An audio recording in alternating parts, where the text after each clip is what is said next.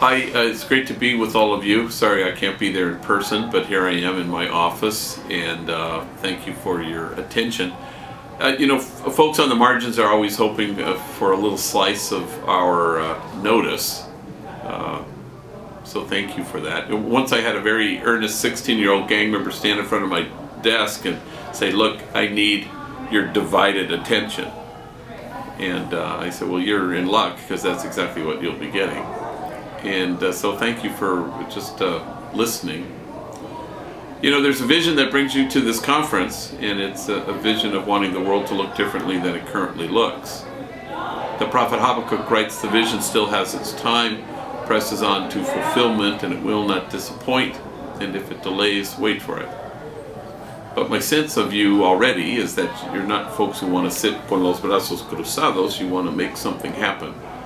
And the thing that we hope to make happen in all the work that we do is to create a community of kinship such that God, in fact, might recognize it. I think Mother Teresa diagnosed the world's ills correctly when she suggested that the problem in the world is that we've just forgotten that we belong to each other. So how do we stand against forgetting that?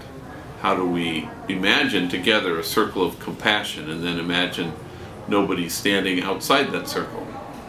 So part of your task really is to dismantle the barriers that exclude, and the only way to do that I'm aware of is to find yourselves inched out to the very edges, the margins of that circle. If you stand at the margins and you look under your feet, you'll discover that the margins are in fact getting erased because of where you've chosen to stand. So you stand with the poor and the powerless and the voiceless, with those whose dignity has been denied, and those whose burdens are more than they can bear. All of you, I suspect, have had that great privileged moment where you've been able to stand with the easily despised and the readily left out, with the demonized so that the demonizing will stop, and with the disposable so that the day will come when we stop throwing people away.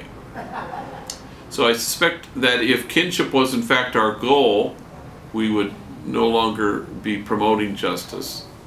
We would in fact be celebrating it. So Homeboy Industries was born when I was pastor of the poorest parish in the city of Los Angeles, Dolores Mission.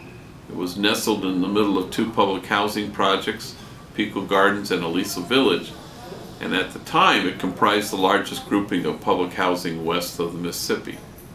We had 8 gangs at war with each other during that time. I buried my first young person killed because of this sadness in 1988, and I buried my 193rd about 3 months ago. We did a lot of things in those days. We started a school, and then we started a jobs program, and then we started our first business in 1992, Homeboy Bakery. It was an old abandoned bakery across the street from the church, and a movie producer purchased it, and we had enemy rival gang members wearing hairnets baking bread together. A month later we started Homeboy Tortillas. Once we had plural, we called our organization Homeboy Industries, as if there was any industry involved in this venture. Not everything worked. Homeboy Plumbing was really not hugely successful. But now nobody intends to ever do anything like this. We just sort of back our way into becoming the largest gang intervention, rehab, and reentry program in the world. So over 15,000 folks a year walk through our doors trying to redirect their lives and reimagine their futures. And just about anything that you think that might be helpful, we provide, from anger management to grief and loss to parenting.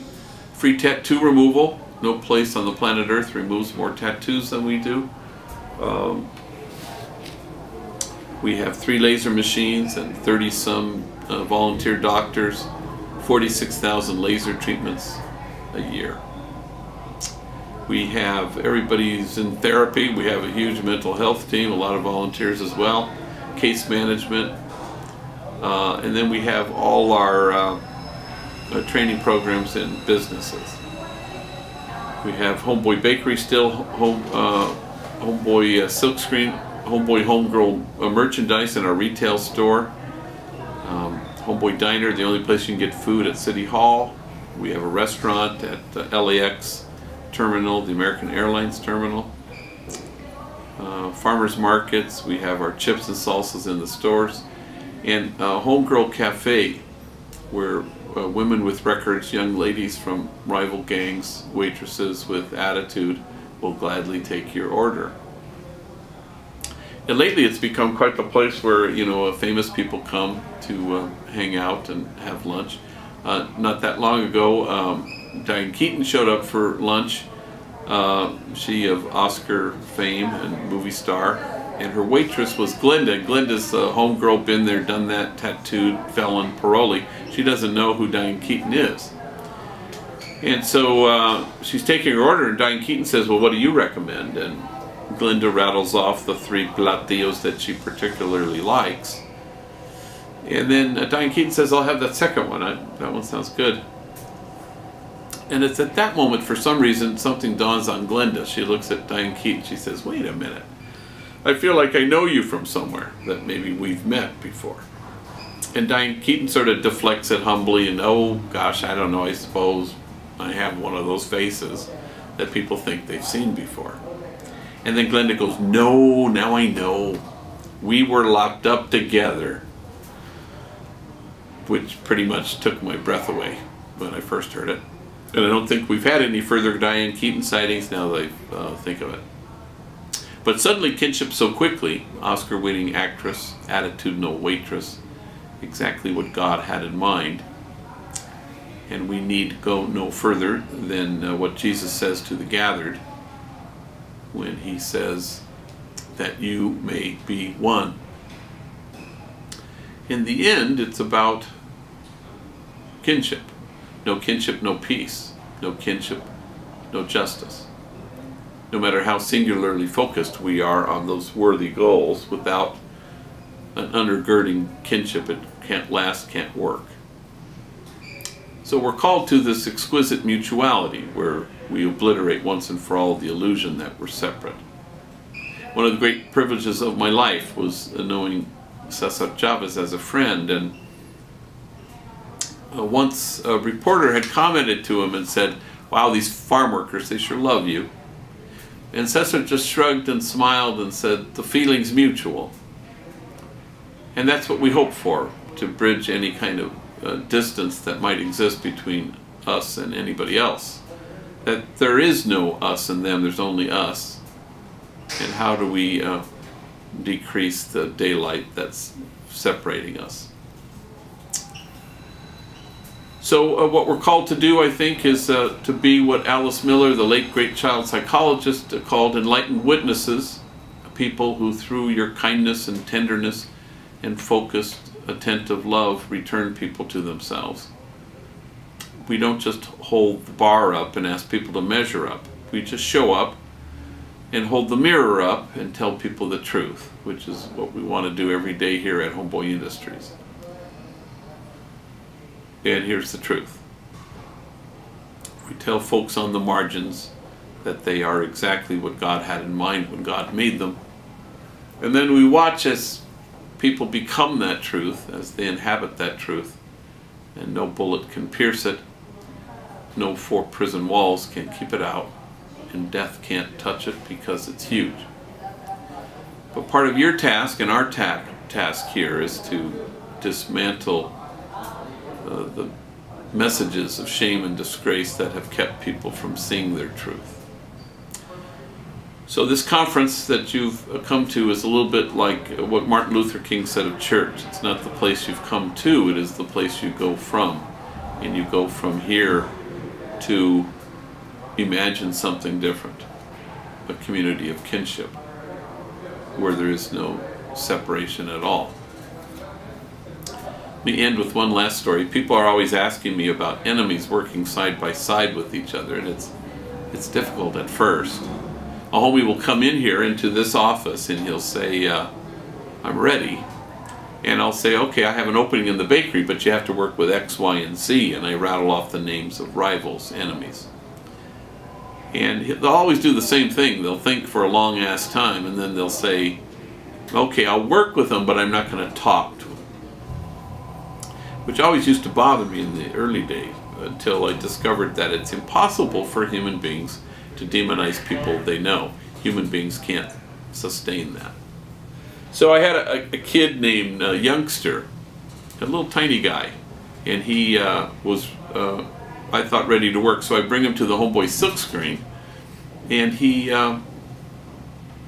I introduced him to his 30 co-workers in this huge factory that's been around for about 30, well, for about almost 19 years, I guess. And so I introduced him to these co-workers, and a great many of them are rivals or enemies, and he's shaking their hands and he's looking them in the eye.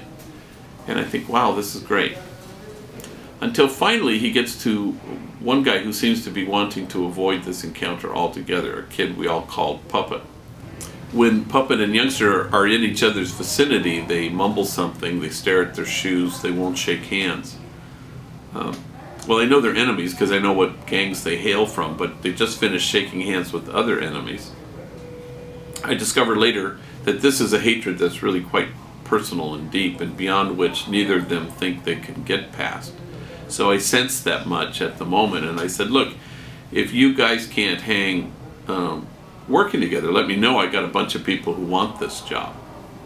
Calladitos, they don't say a word.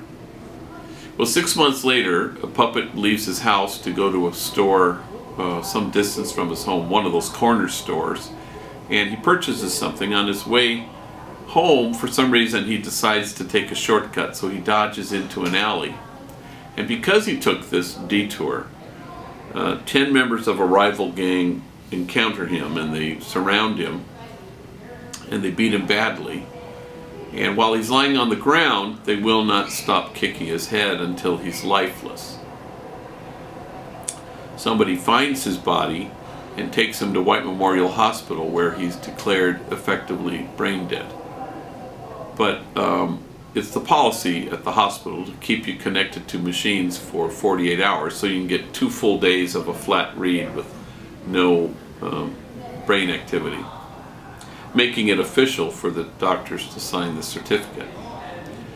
So this allowed family and friends to gather. I was at St. Louis University giving a talk. I flew home immediately. I've seen a lot of horrible things in my life, but nothing to compare to the sight of this young man with his head swollen many times its size. It was horrifying. You could barely train your eyes on him. So at the end of the 48-hour period, as a priest, I gave him a blessing. I anointed his forehead with oil. We disconnected, and a week later I buried him. But in the first 24 hours, as Puppet was lying beaten in the hospital, I was alone in my office. It was 8:30 at night, and the phone rings, and it's Youngster, Puppet's co-worker from the silkscreen. And he says, hey, that's messed up about what happened to Puppet. And I said, yeah, it is. And then with a certain kind of eagerness even, he says, is there anything I can do? Can I give him my blood? And we both fall silent under the weight of it, until finally he breaks the silence, choking back his tears, and he says with great deliberation, he was not my enemy, was my friend. Now, can I say that always happens at Homeboy Industries? Yes. Any exceptions? Not a single one. And it shouldn't surprise us that God's own dream come true for us, that we be one. Just happens to be our own deepest longing for ourselves. For it turns out, it's mutual.